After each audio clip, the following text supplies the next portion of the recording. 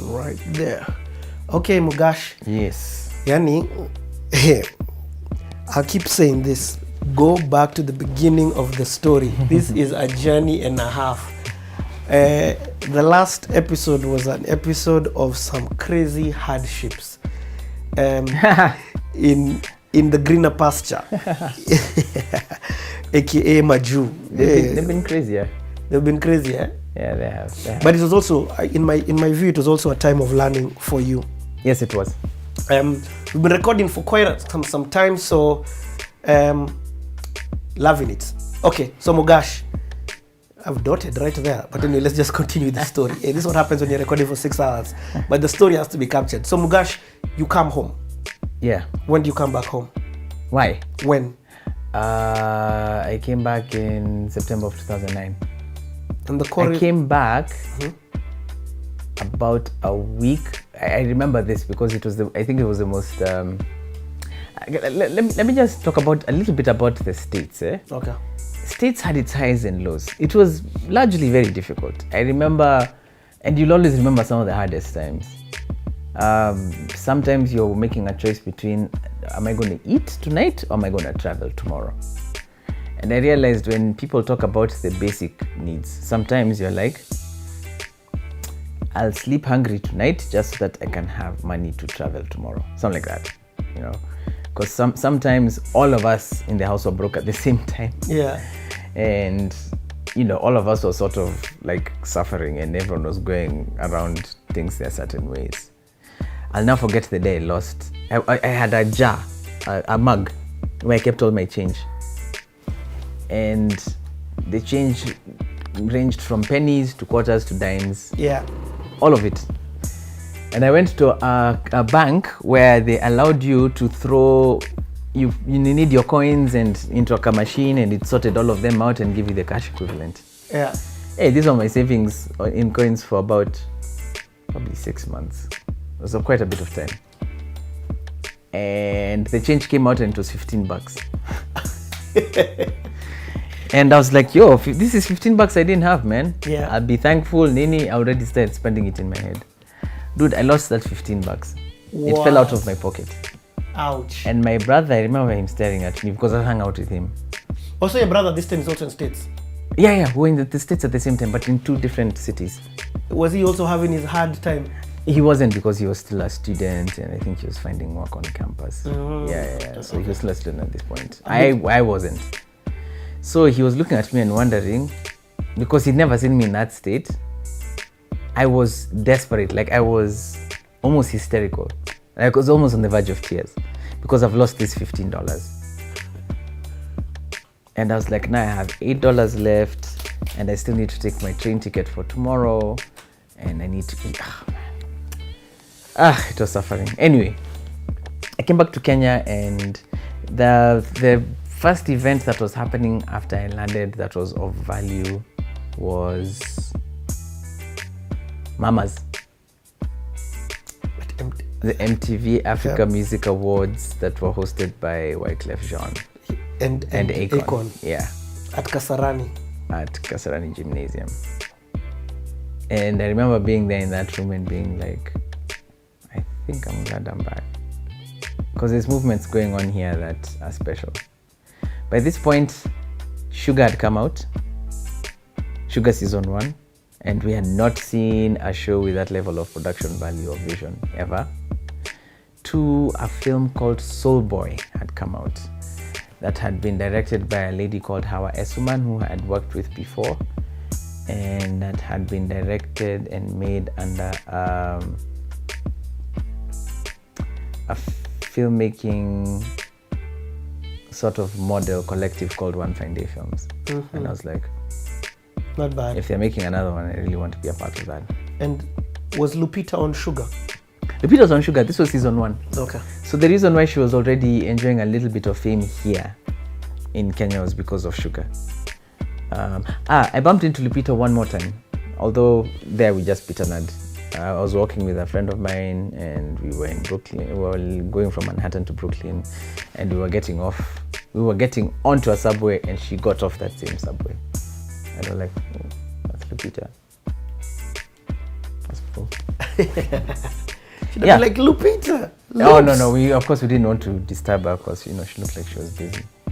But yeah, I came back and Mama's happened, and I was jobless. I didn't have that much money. The cost of living in those 2 years that I had been away had skyrocketed. Like it was a lot more expensive being here than I remembered. And I was like, here I am now, about to start making a life or something, and not really knowing what that life was going to be like. I knew I wanted to not end up fully employed again. I knew I wanted to get something of an advertising consultancy started because I had the paperwork, but I also knew I still wanted to act. And the reason why was I had just left an economy that was on its knees. One for which I thought advertising was going to reward me, and it didn't, and acting rewarded me instead. And I was like, why don't I concentrate on the craft that was more rewarding? Yeah.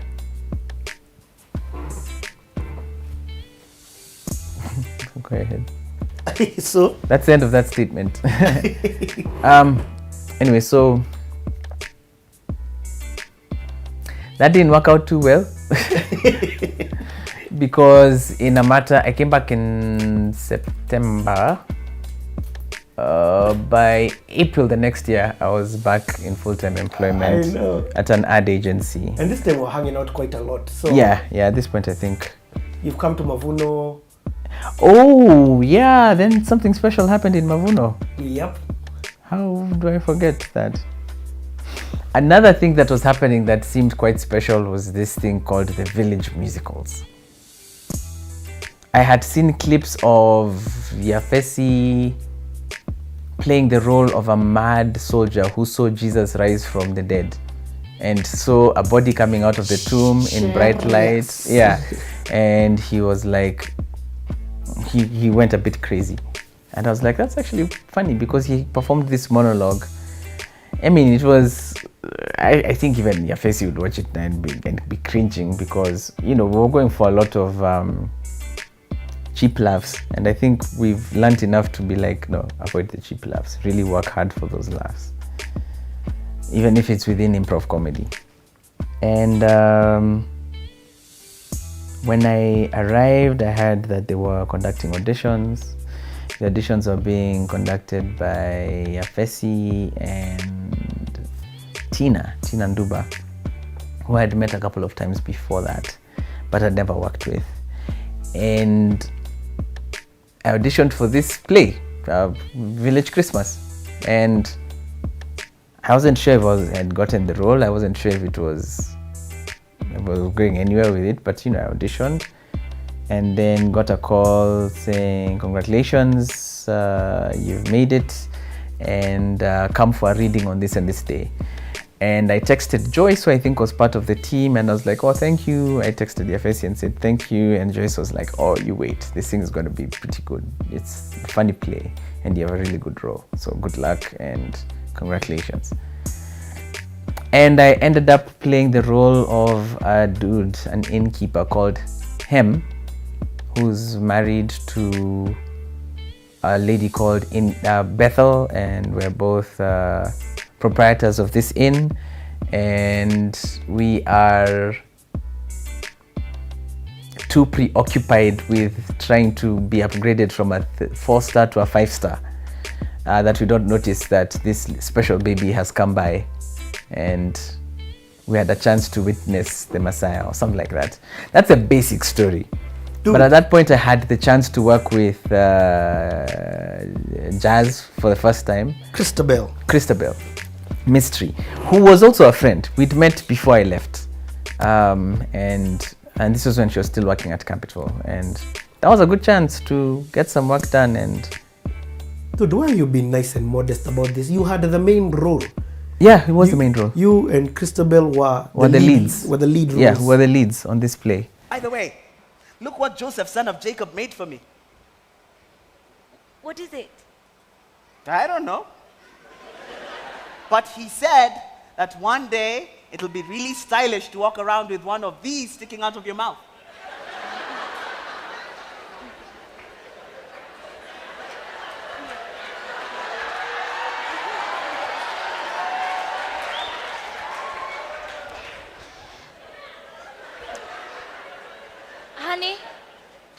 Sweetheart, munchkins. You look like an idiot.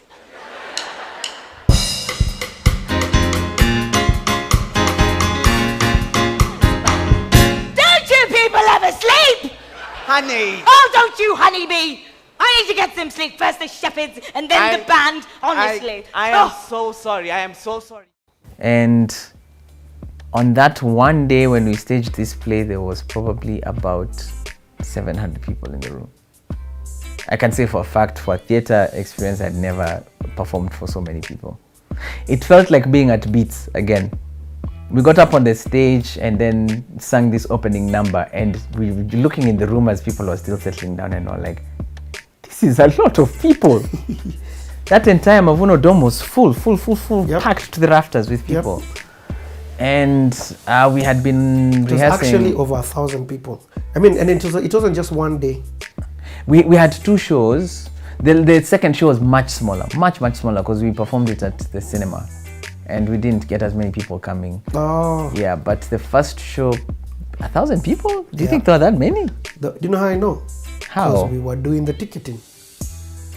And we just kept saying, let them in, because we're not going to start saying that stop.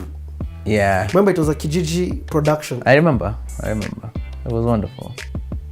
It was wonderful. We had such a good time. That was also good, because I was like, yo, I'm an actor in Kenya again. Yeah, I'm on a Kenyan theatre stage, and it was fun. It was easy. It flowed. It wasn't easy, but what I'm saying was there was flow. And flow is a wonderful feeling. Flow where there's nothing standing in the way and you're just in the natural order of things. So let me ask, I've always wanted to ask this question. Did you guys memorize everything on the script? Yeah. Word for word? Yeah. It was an actual script, and we rehearsed over the course of 4 weeks, 5 weeks, I think. So all those lines that you delivered, it was script and you memorized them? Yeah, but that's a job, dude. Yo. You memorize lines and then you go and act them out. That's what we did.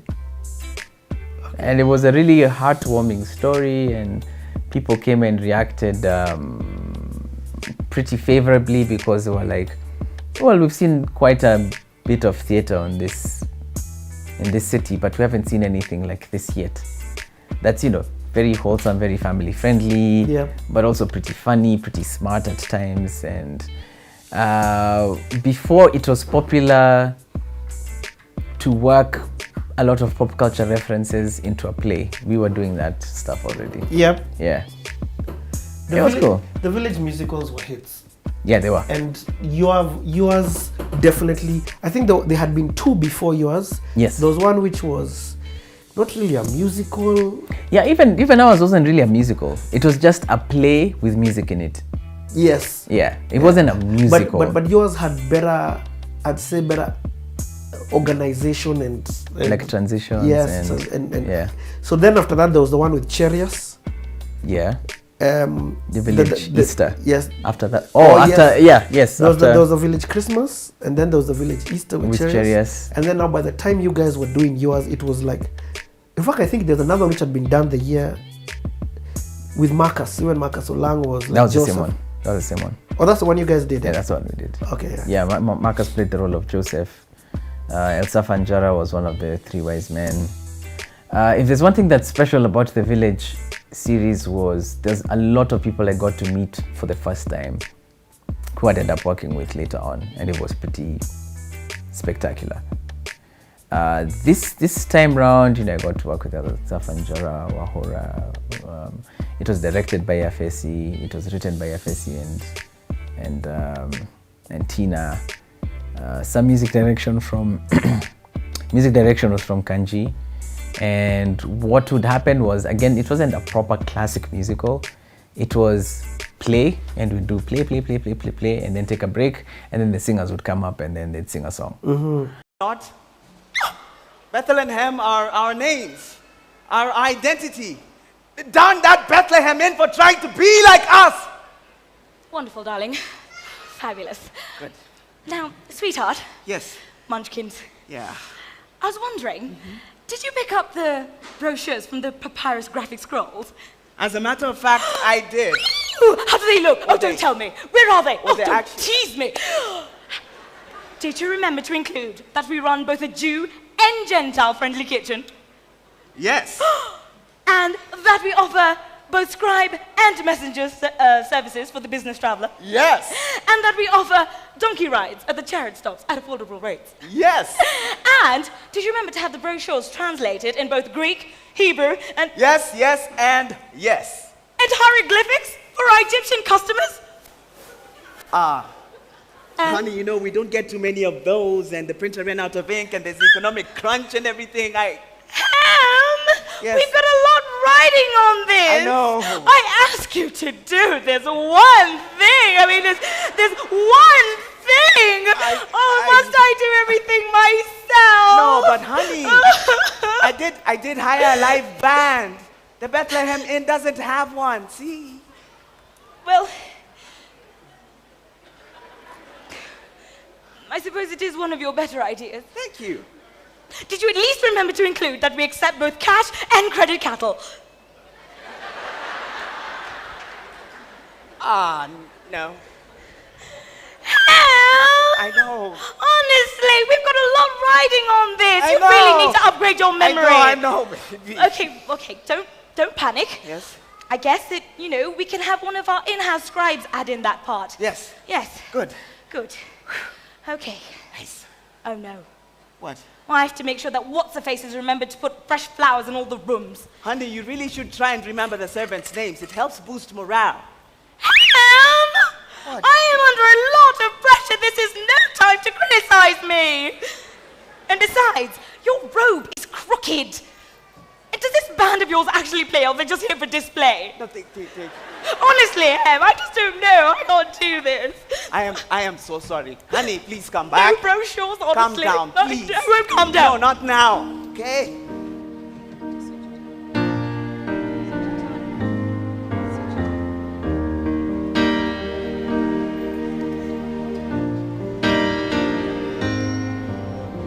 Hello, Messiah boy. May you ever grow in my heart. You were the light that came while we walked in the dark. You called out to young Mary, and you whispered to those in pain. You came down from heaven, and the stars spell out your name. But it seems to me here in Bethlehem there's a scandal in the wind that is spreading nasty rumors that are coming in. And our children will always hear the tale as they play among the hills. The story started long before the legend ever did.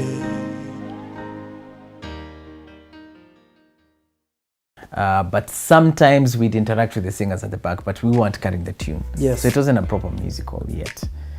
But it really, really, really attracted a lot of people. There was a lot of bums on those seats, and Yep. we didn't expect that was going to happen the way it did. So let me ask. Yeah. Let's talk a little bit about this village series, huh? Because next were you involved in the next one?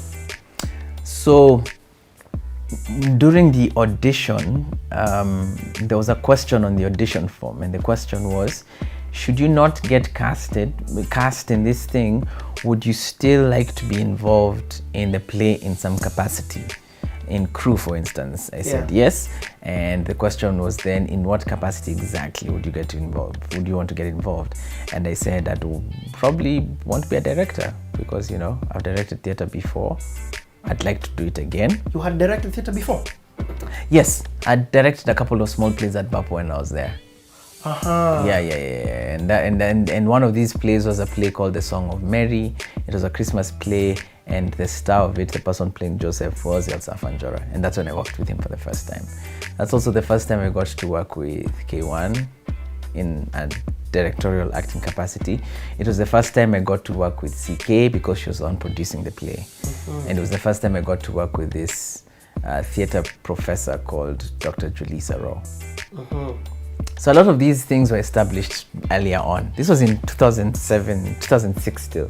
So I'm back and it's 2009 and we're doing this village series and I said I'd want to try out directing. So in April, while they were starting to work on the village Easter, which was a play about, it was called The Case of the Missing Body. Everyone was trying to make sense.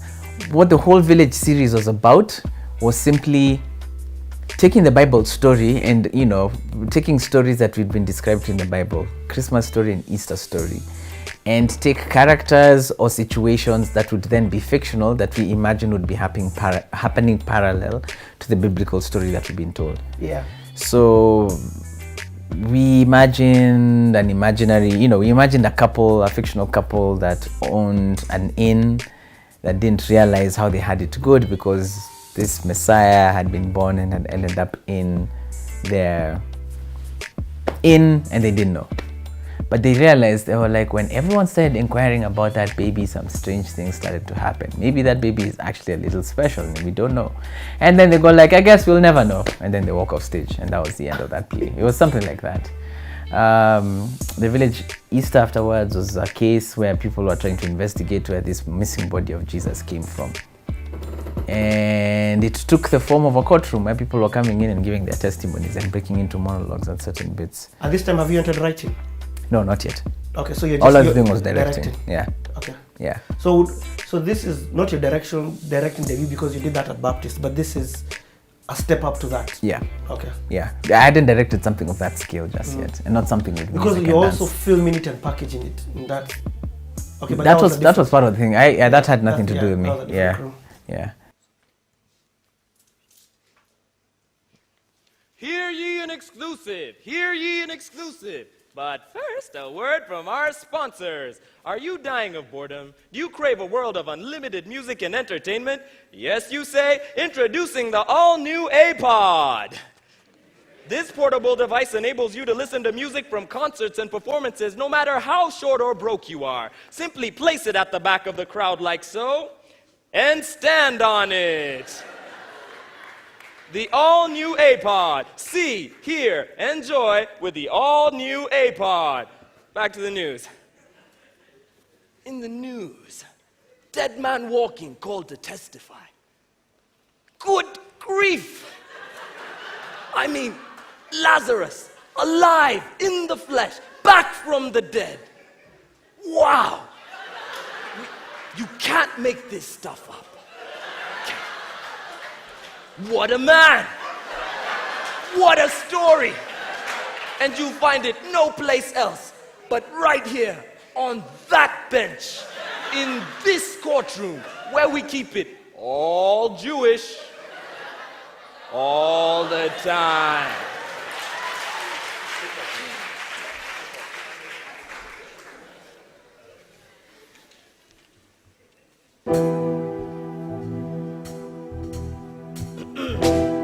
Mr. Lazarus.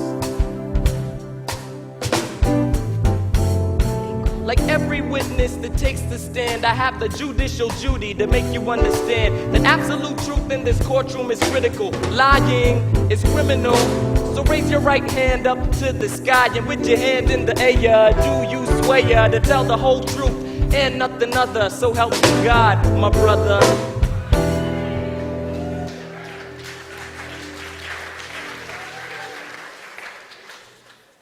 I do. Yeah. And then after that,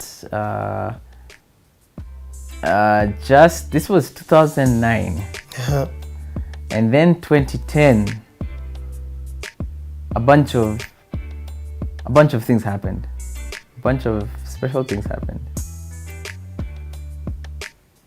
First, I directed this play. And then I ended up with a small role on a film that paid really well. It was the first time I was on a set. For one day of work, I got $200 clean. $200 for one day of work. And I'm like, oh, even the Broadway play didn't pay this well. A little note about that Broadway play I was telling you about. It did end up on Broadway. Mm-hmm. That play ended up on Broadway. We were performing it for people in the year 2009. It ended up on Broadway, finally. in its final version probably in Which one is this 2016. again? Just It's tell called us. Amazing Grace. The Oh, one where yes, I was yes, playing yes, the role yes. of a The 4 guys. enslaved person. Yeah, and I got stopped billing with a couple of bless you with a couple of A-listers. Broadway stars. Yeah. That play ended up, even as excellent as it was, ended up on a Broadway stage